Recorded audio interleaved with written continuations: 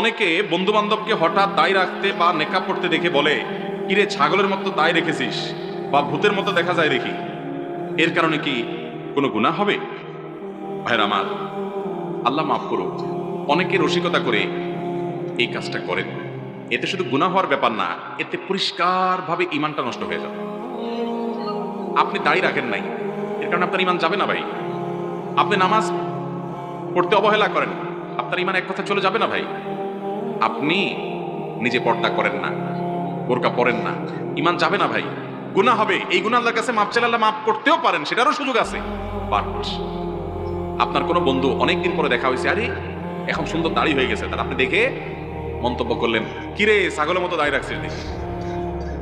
নবী করিম সাল্লাল্লাহু আলাইহি ওয়াসাল্লাম একটা সুন্নতকে তাচ্ছিল্য করছেন, শেষ ইমান।